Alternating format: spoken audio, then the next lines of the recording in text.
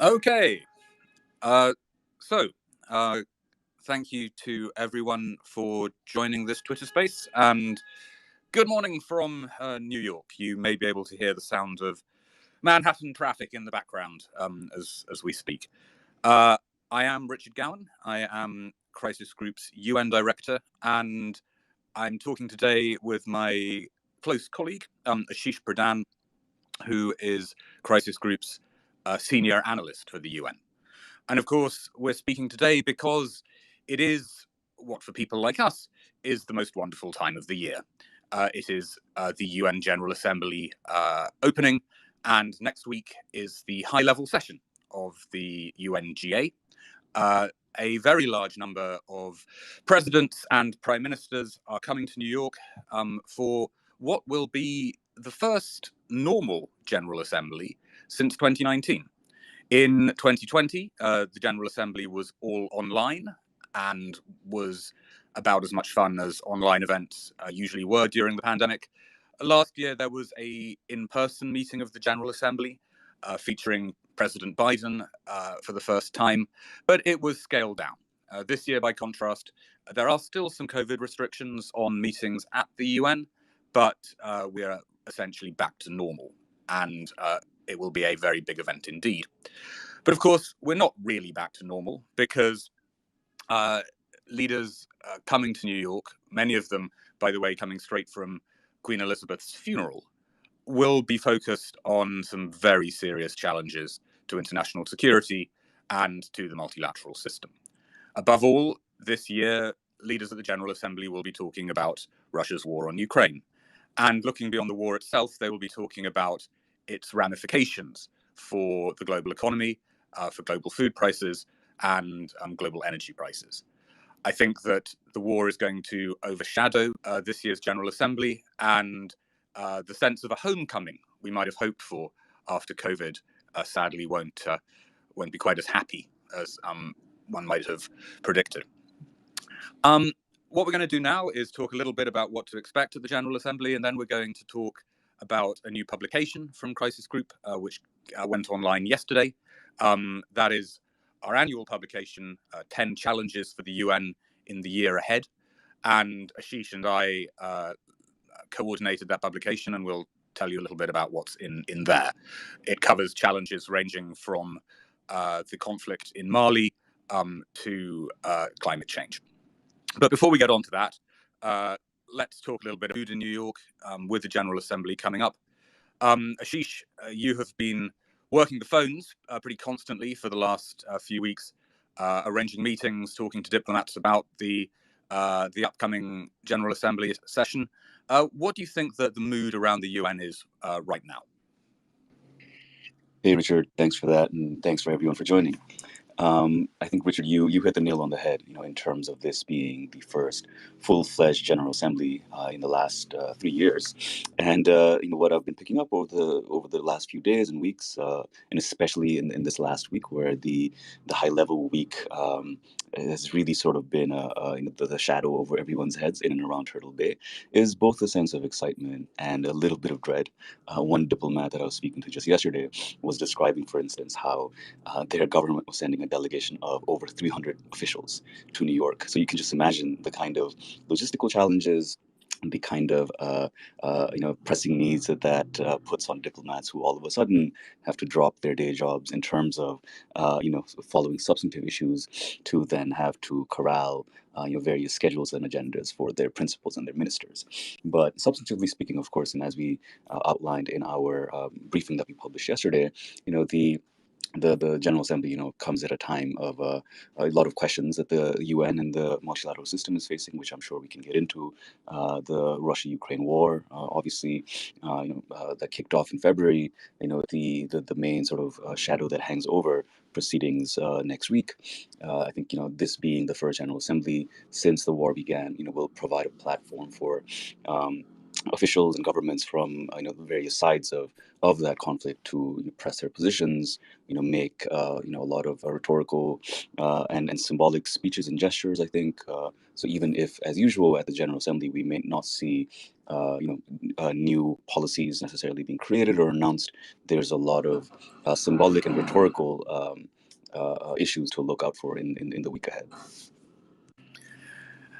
And of course, one big question is whether Ukraine's president, Zelensky, will address the General Assembly, and there's been a bit of drama about that.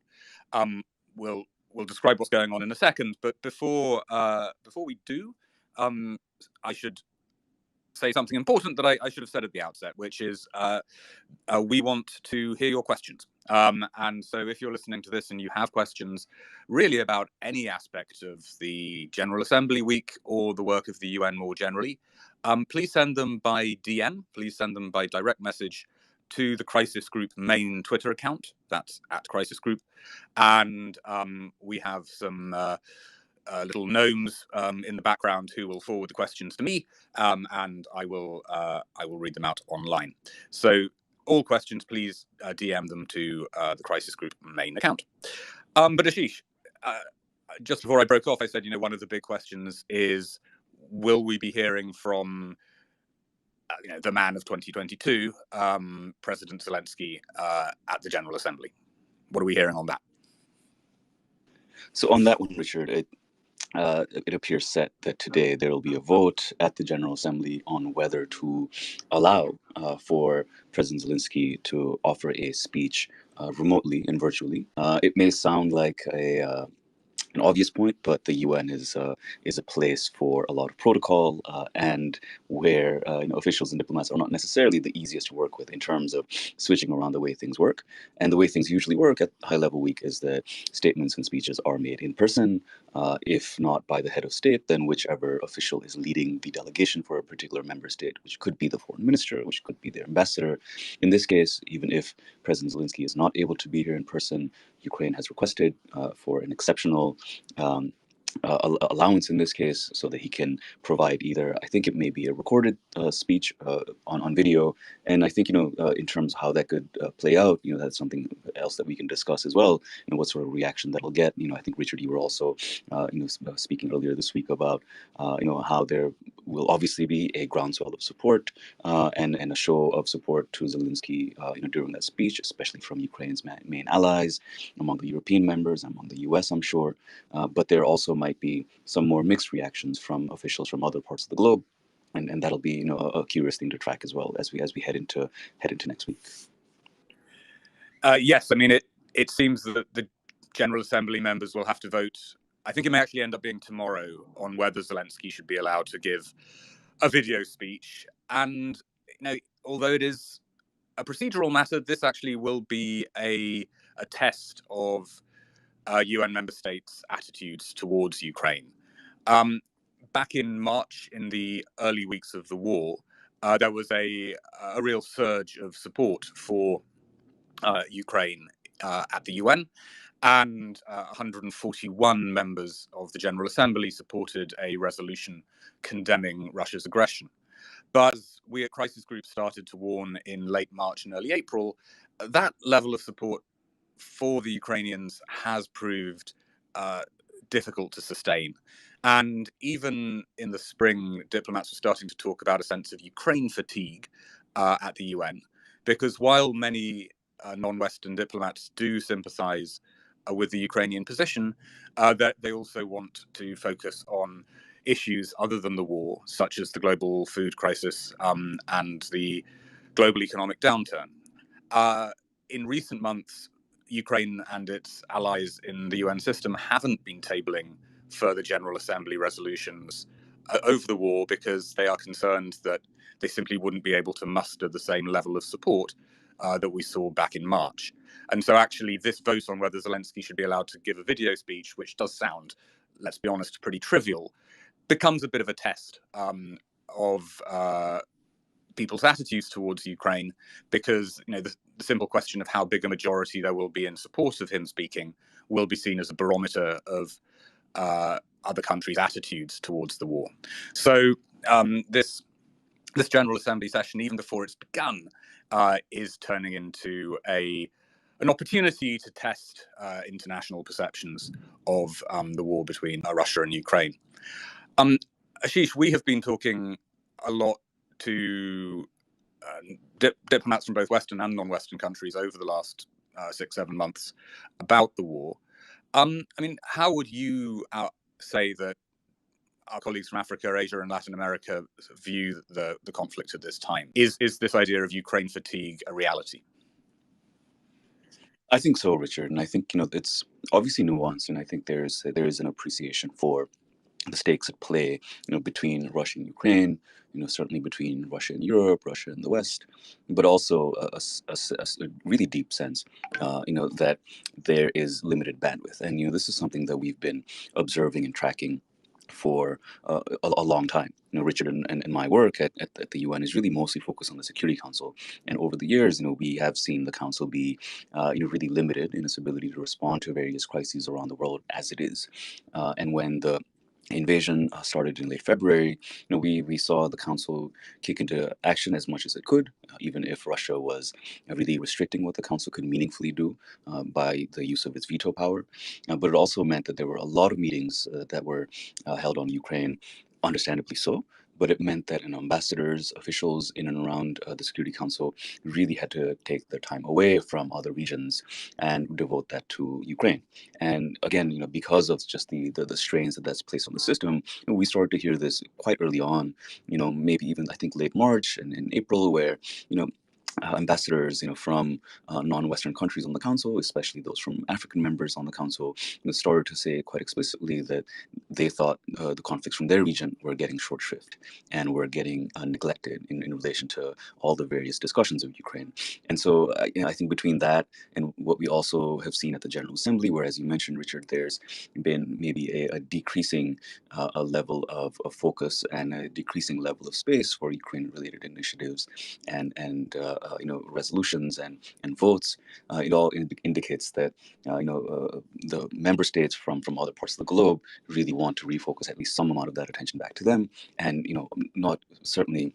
And also not to ignore the impacts that the Ukraine war has had on these regions, on these countries, because of the food, fuel, and commodity shocks that it's contributed to, which I'm sure we can also talk about.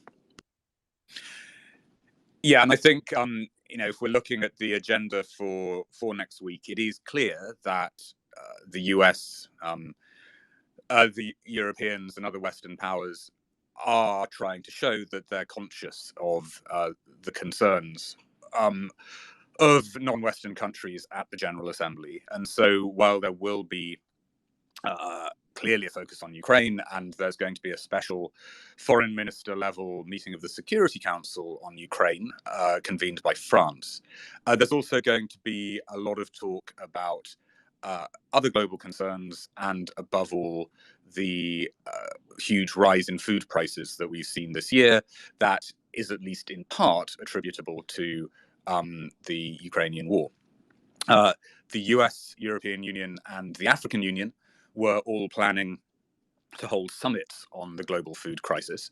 Luckily, diplomats saw sense and realized that having 3 summits on the same issue would be a bit too much. And so they've been merged, and there's going to be a single summit hosted by the US, the EU, and the AU on the global situation.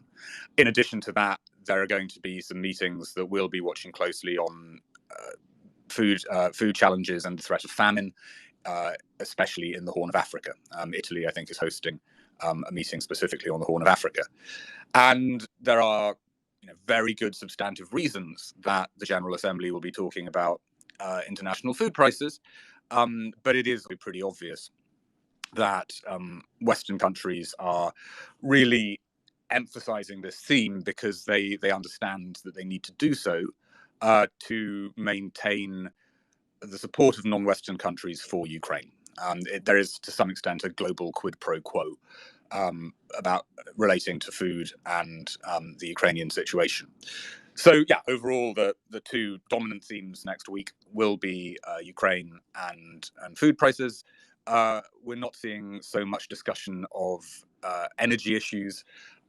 which is perhaps surprising because the rise in global energy prices is also a major concern.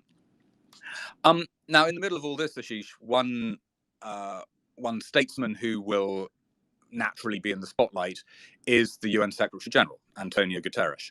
And Guterres has been quite prominent at different stages of Russia's war on Ukraine, especially in addressing the question of Ukrainian grain exports. How would you say that the Secretary General has done in 2022? I think that she has, emerged from this ongoing war as, I think, one of the few international officials who have maybe improved their credibility and standing. Obviously, this is all relative, but before the invasion and the war began, I think there was a bit of a sense, in and around the UN that maybe the SG was a little bit slow getting out of the gates and in recognizing the threat that Russia was posing at the time. But he eventually switched on to a mode where I think he drew on his work and experience in the past, working on humanitarian issues as the head of the UN's refugee agency, where he, I think, recognized that the UN may have had limited space to influence the core issues at play between Russia and Ukraine and Russia and the West. But he's at the same time also saw that there was an opportunity for the UN to step in and help save lives and at least mitigate the fallout and let's say the symptoms of the war. And we've seen that play out with the role that the UN played in evacuating civilians from Azovstal's steelworks plant. We saw the grain deal that you mentioned, Richard, where the UN played a helpful role in coordinating and facilitating that agreement alongside Turkey, and it's also been offering its services and its assistance to try to manage any potential fallout over the nuclear power plant, which has been a cause of major concern in recent weeks. And in all of these, I think the Secretary General has displayed obviously a sense of initiative and a sense of also offering whatever the UN can offer, again to save lives and manage the human consequences of the fighting, even if he recognizes that in terms of the big picture and the actual direction of travel in the war, the UN is a little bit on the outside looking in. So all things considered, especially given that the war has continued to grind on, I think he's managed to play his cards as well as he could so far.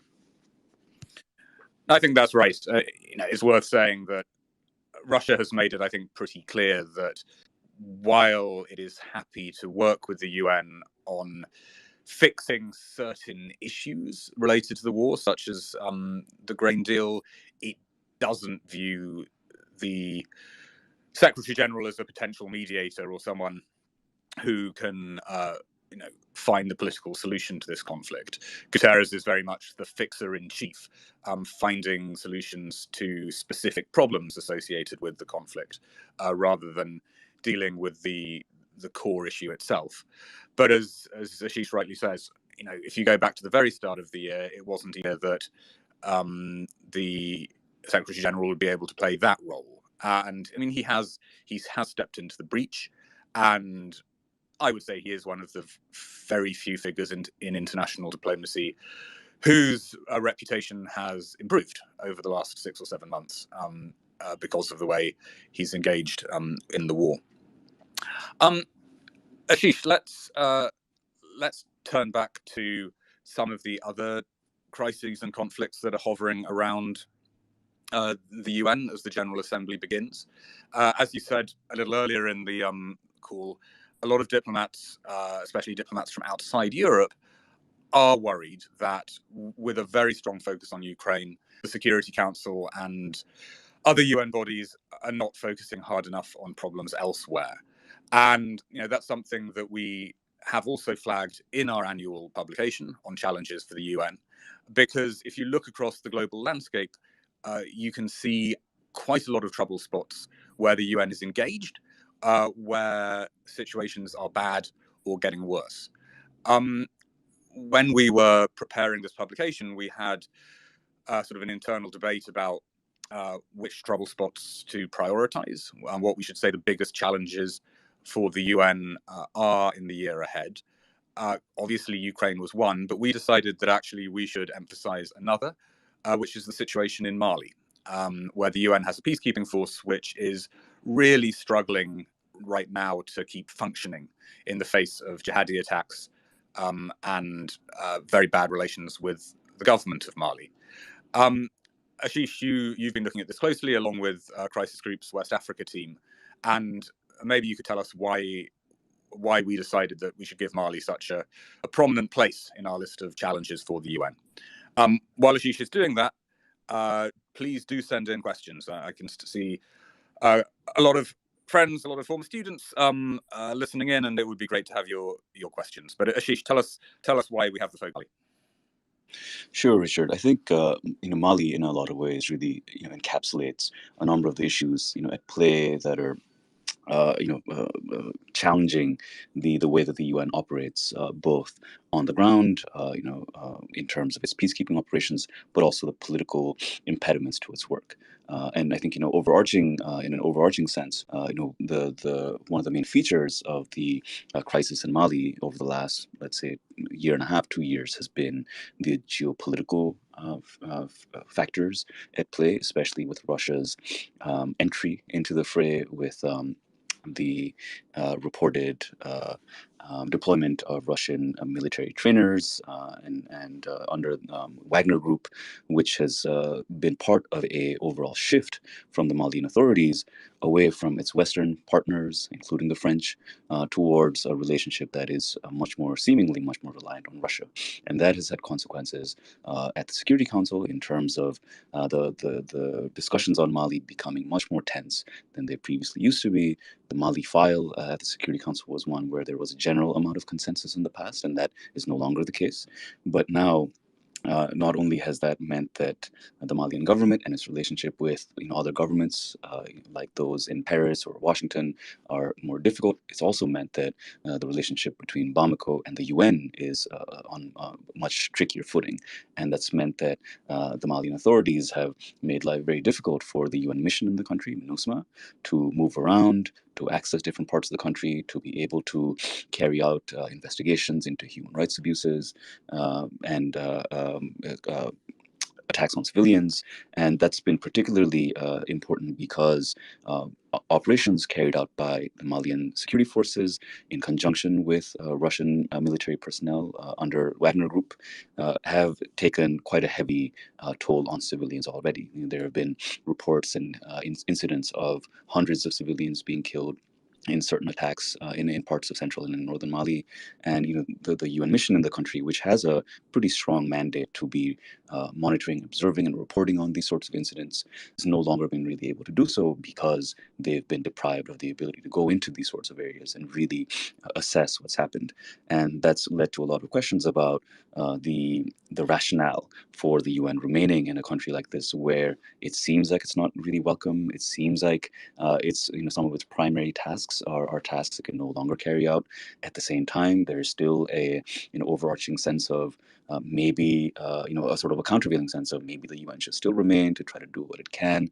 There are good things that the UN does as well in terms of the work that it does, in terms of bottom-up political work that its staff does on the ground, some support that it also is able to provide to the Malian authorities. But all of this to say that it's a unique and sadly sort of quite a case that really captures a lot of the tensions where geopolitical elements are involved. But more importantly, what we wanted to focus on in our report was that there are a lot of problems inherent to Mali where we think that the UN still has a role to play, but there is a lot of maybe hard conversations that the UN has to have with the authorities in Bamako about its ability to carry on that kind of important work.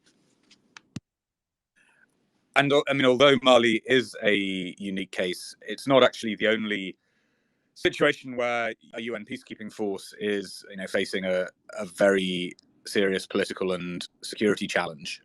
There's also the Democratic Republic of Congo, the DRC, another case that we listed as one of the main current challenges for the UN. UN peacekeepers have been in the Congo for over 20 years. They've faced many crises in that time, but this year there seems to be a particularly acute challenge to the peacekeeping force in the east of the country. Ashish, tell us a bit more about what's happening there, and again, why we flagged that as one of the major challenges for the UN in the year ahead. Well, in the DRC, Richard, I think the overlap of interests and involvement of regional actors and also of the UN, it is one that's really worth considering. And I think it's one where the reported involvement of Rwanda and its role in the resurgence of the notorious armed group, the M23, has been a cause for a serious concern because it's reminded people of the DRC's really troubled past with proxy wars and conflicts, and it still remains a country where the UN has a really big peacekeeping operation. Again, parts of the mission do have the mandate to take on offensive operations and go against armed groups. But at the same time, it's a mission that for the last couple of years has been attempting to wind down its presence and footprint in certain parts of the country and really focus on some of the most sensitive areas. But now the UN finds itself in an environment where it's what we'll call a security traffic jam, where we've got troops from neighboring Uganda deployed in eastern Congo that are going after a rebel group called the ADF, which is notoriously hostile to the authorities in Kampala. There are now Burundian troops who are deployed under a new East African regional force that's also meant to go in and tackle armed groups. Meanwhile, you also have MONUSCO on the ground, plus the DRC authorities. So it's quite a convoluted and quite a packed security environment where one can imagine the difficulties in terms of coordination, in terms of deconfliction, in terms of intelligence sharing, and generally just making sure that all of these various actors, international actors, are all on the same page and not making the crisis worse. And again, this is a situation where the UN is very much on the outside looking in terms of the actual big picture political questions. It's certainly not really been in the room in terms of decisions around the deployment of this East African regional force. And this is a force where, as we say in our report, there are more questions than answers at the moment. Especially in regards to whether the troops that are meant to be deployed under this force from the regional countries will take the measure that will be necessary to ensure that human rights abuses are not committed, that humanitarian law and international law is upheld in the way in which the forces will go about their operations. And there are serious questions around whether the military approach that this force represents will necessarily be married with a political strategy of any sort.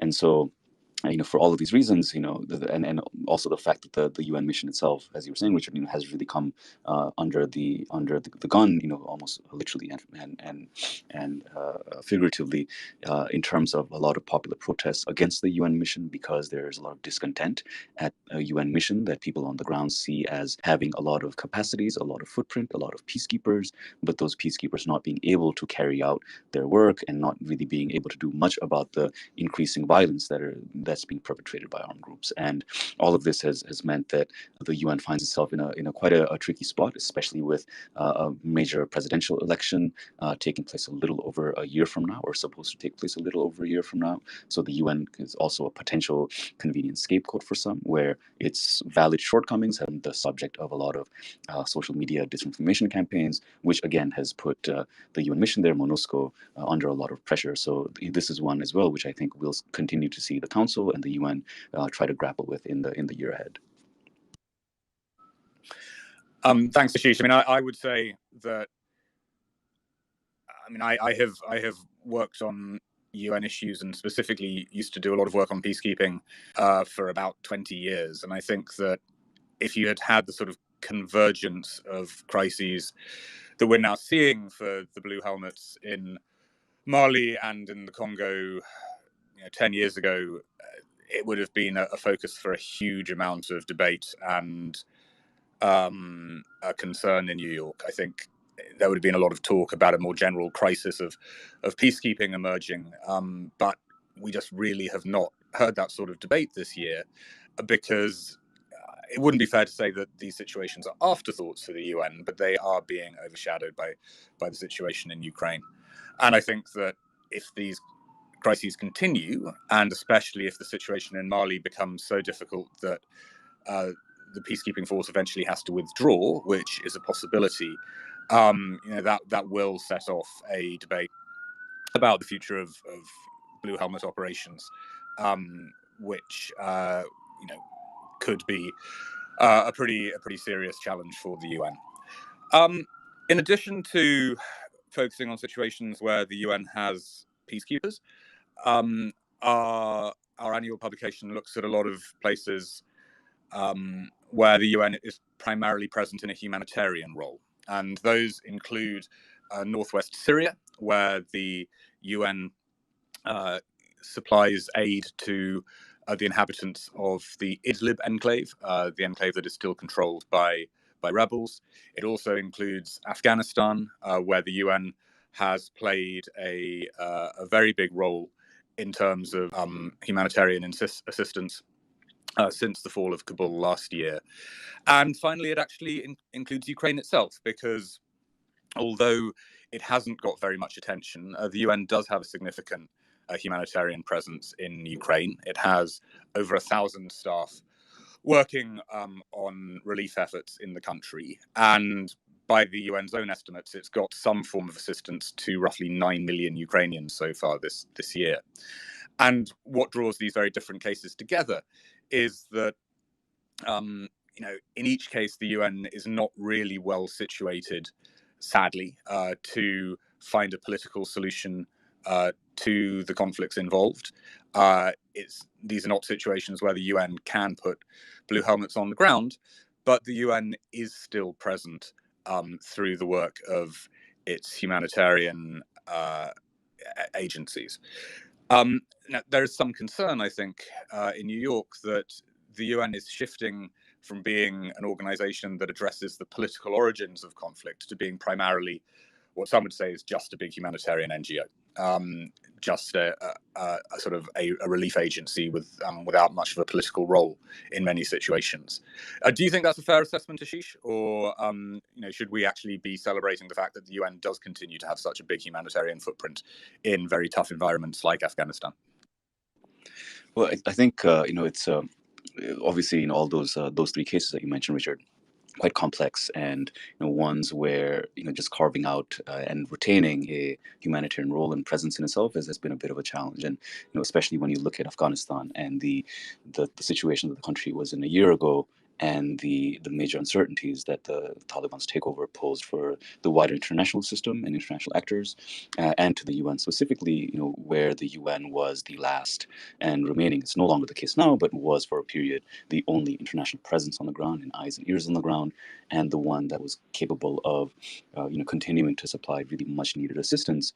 It also came with a lot of, let's say, political landmines, where the work that the UN does with its mission on the ground, UNAMA, in providing this sort of assistance, but also the need that it has to engage with Taliban officials that now run the Afghanistan government, the authorities that are running the country at the moment, means that the UN is in a place where it can be seen as having to really walk a fine line between continuing relationships and a channel with some very, very unsavory, to be polite, actors, while not doing anything that could be seen as conferring any amount of legitimacy or recognition to the Taliban, which is quite hungry for that kind of international sort of stamp of approval.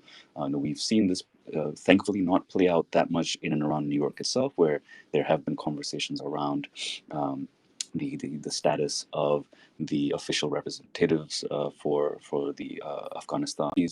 But on the ground, I think there's a desire by Taliban officials and individuals to really try to get any amount of international sort of legitimacy to really burnish their credentials, because that's also how they, I think, foresee themselves being able to get an amount of sort of normalization with the outside system, and that's a message that we hear from certain actors as well. Certainly at the Security Council, the likes of China and Russia have been pushing for the international system to, and I'm paraphrasing here, just sort of get on with things and learn to live with the fact that the Taliban are in power and need to be engaged with. But obviously, on the other side, a lot of hesitation from other actors, not just Western, but a lot of Western members who don't want to necessarily cross that Rubicon, because there is a clear sense that the Taliban have not earned that kind of legitimacy or credibility. I think there had been a lot of focus on the situation of women and girls in particular, and understandably so, as one of the key barometers for how to assess the Taliban and whether they would be, whether they would be taking a different approach in governing versus when they were obviously not in power.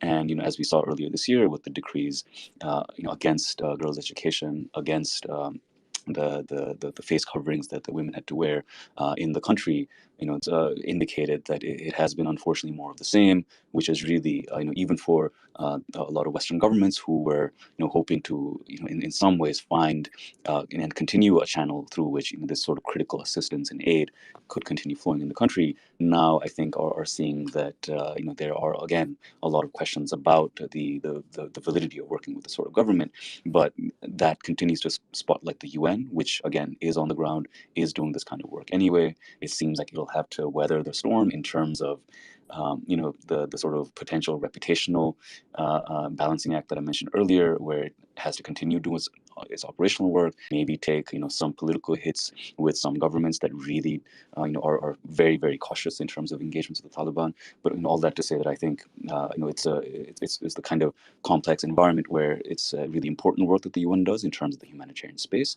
But politically, it definitely does have a bearing, and I'm sure it creates a lot of difficulties and I think sleepless nights for UN officials that have to figure out a way that they do both, continue supplying that assistance, but not do anything that is seen as overly minimizing the Taliban in any way. Thanks, and it's it is a great example, although for very tragic reasons, of UN still has some value because although the organization does face huge problems in Afghanistan, it's hard to think who else could be playing this role of trying to keep relations going with the Taliban after the fall of Kabul. But I've always wanted to say this. I have some breaking news. I have some breaking news about next week's General Assembly session, which is that for the first time, at least in my memory, we've just heard that the US president won't be speaking on the first morning of the high-level session. Joe Biden would normally have been speaking on the morning of the 20th of September. Normally, the US president is the second speaker by tradition after the president of Brazil at the General Assembly. And what the US president says sets the tone and sets the agenda for the rest of the week. But Joe Biden is not going to be able to speak on Tuesday morning because he will be on his way back from London, where he is attending the funeral of Queen Elizabeth.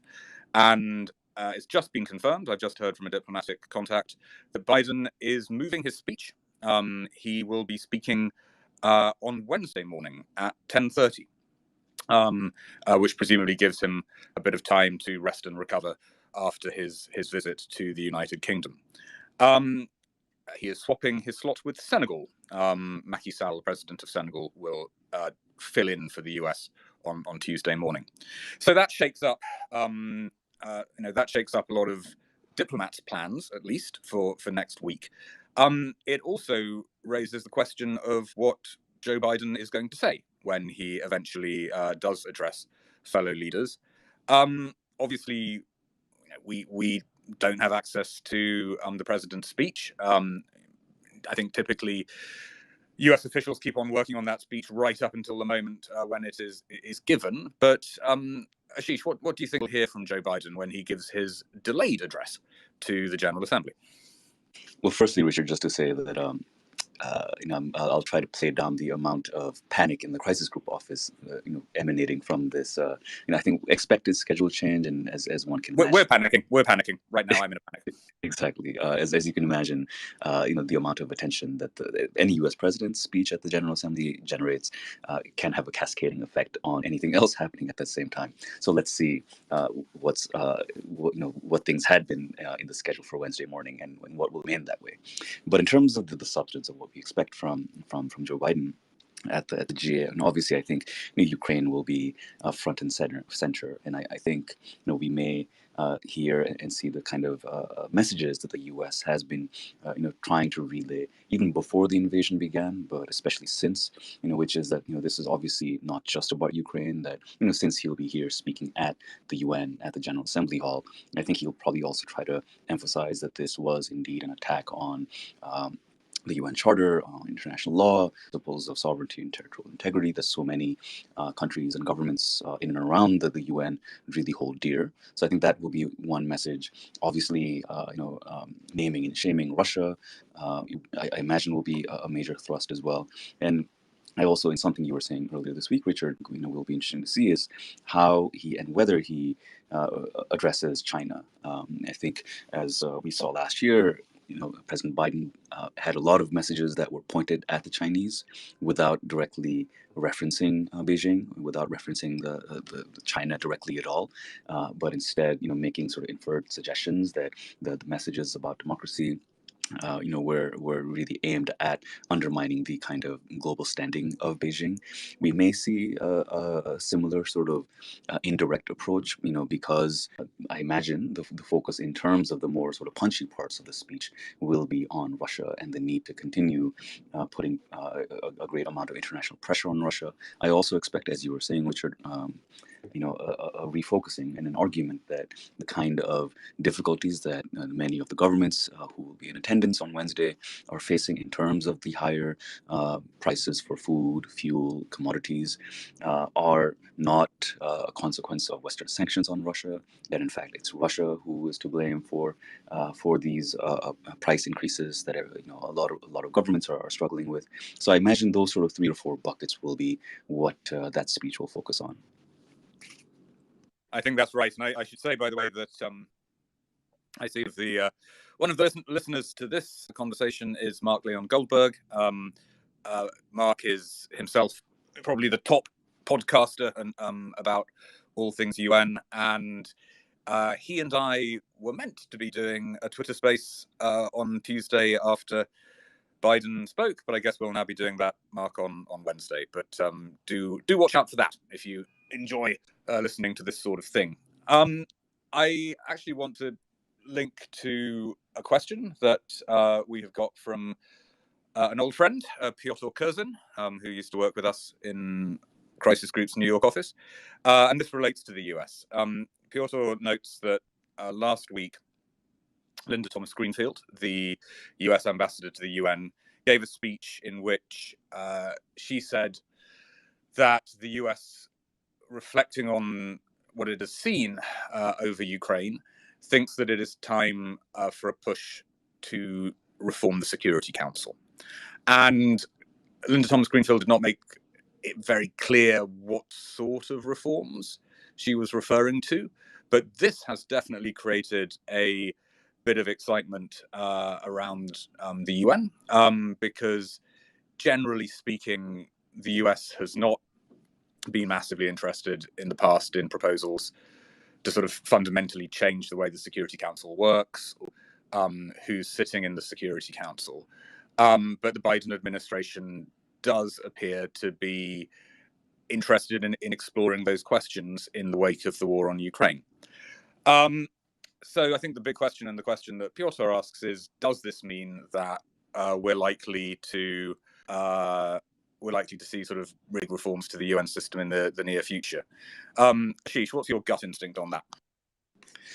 Thanks, Richard. Obviously, an important question, and one where one does get the sense that if not now, then when? Do you start to really consider at least options and ideas about some much needed reform? And I think the longstanding calls for instance, having a Security Council that better represents the current international order versus one from over 7 decades ago, and certainly are very valid. Unfortunately, in terms of practicalities, as you mentioned, despite rhetorical support for reform-related efforts, as we saw with Ambassador Thomas Greenfield last week, and as we've seen from some other officials and members like France, in terms of actually carving out a space or even a pathway for these kinds of reforms, that's where I think the sort of direction of travel is less clear. I think partially because it reflects the interests at play, and obviously, as much as the likes of the U.S. May try to pin this on the likes of Russia and China for not being open to Security Council reform. There's also a clear vested interest for Western members, the P3, the US, UK, and France, to retain the P5 and the current order because it, for them, preserves their own sort of special status, and it confers on them an extra layer of authority, an extra layer of decision making, and this percolates not just in terms of the veto power, which everyone knows and has been well documented, but also procedurally, in ways where a lot of the countries on the Security Council agenda, the way in which those countries are dealt with are primarily led by members of the P5, especially the P3, the Western members of the Permanent Five that I mentioned. And so it does seem like a system that isn't necessarily the most balanced and does require some amount of rethinking. And I think it'd be great to see at least some ideas that come and those given a fair hearing. But I think in the meantime, I think what we'll continue to see in real term across the world is instead maybe a shift towards more decision making, more emphasis on, let's say more ad hoc coalitions and alliances. We have so many at times lapping ones. Obviously there's been a lot of focus over the past couple of years on the Quad, especially as relates to the Asia Pacific. Obviously, we saw the whole controversy around the AUKUS deal.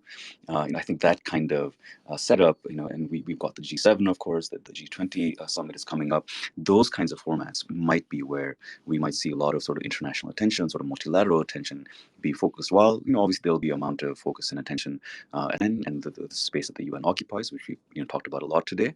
But in terms of the blockages on reform, that might force others to look elsewhere in finding these more ad hoc alliances and partnerships where they can advance their interests with others that are more like-minded to their each government's views. Yeah, I think this remains a persistent concern for diplomats around the UN, that we are seeing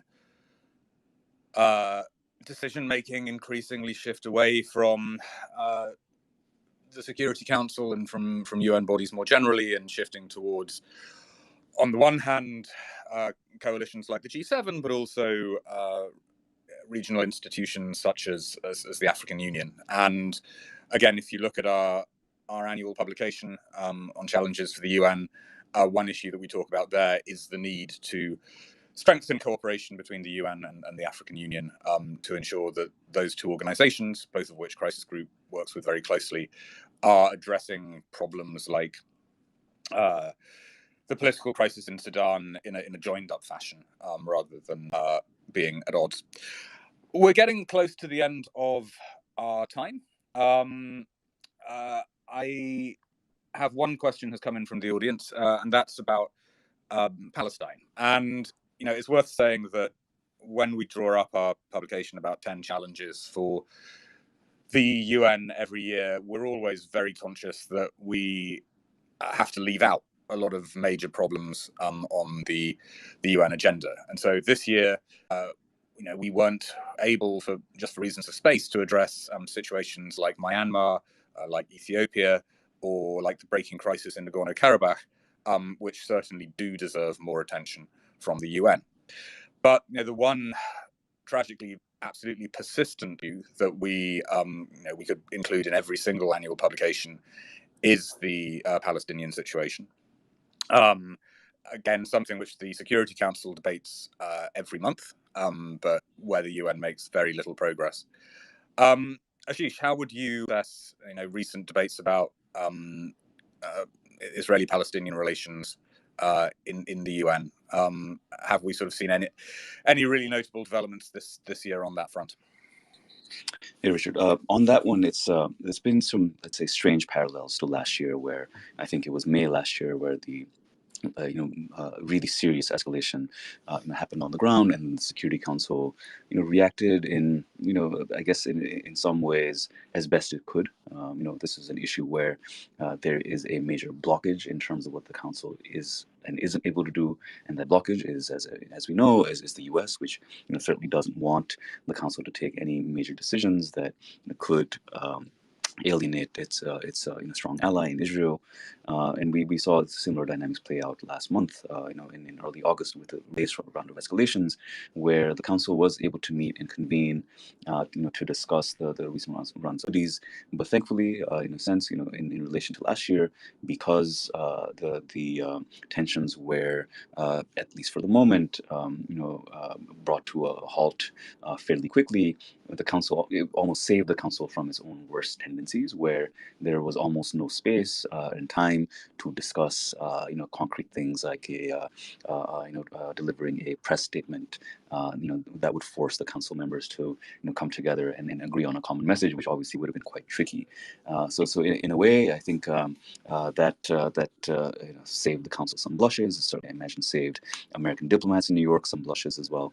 But it's also been a file where there's been a good amount of cross-regional coordination, which again may not be that important to our listeners who are away from New York in the UN bubble, but just to see the likes of Norway, who have obviously an interest in this, and partially because the UN Special Coordinator himself is Norwegian, but then also working together with the Arab member of the Council in the UAE, and also with the Chinese, who have just by complete coincidence been the member that was chairing the Security Council both this August and then last May, to continue to, at the very least, show that the Council can come together at least to discuss the crisis, which in itself, given the sort of times that we're in geopolitically, was something that council members appreciated, that the way that these members were able to get the council together.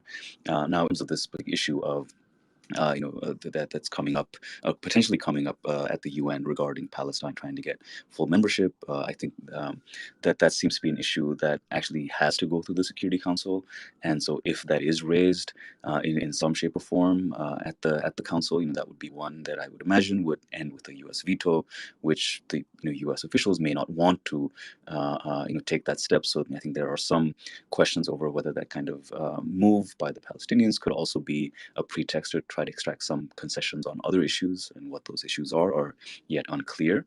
But we could see some diplomacy around this, because I think Mahmoud Abbas next week, I think is or was expected to make a call for this from the GA lectern, but the actual decision itself, as far as I understand, given the way that the UN works regarding full membership, actually has to firstly come through the Security Council.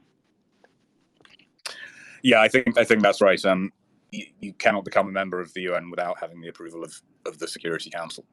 So I was about to wrap up, but my last comment inspired one more question from the audience when I referred to Ethiopia.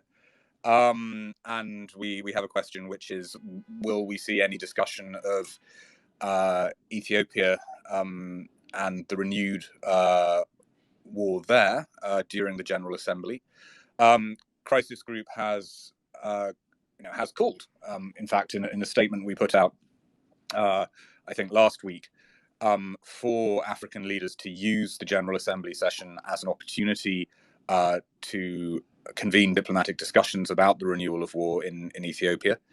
But I'm afraid to say that what we're hearing so far from our diplomatic contacts is that there is not much appetite, either in the African group or in the UN membership more generally, to make the situation in Ethiopia a priority for the General Assembly.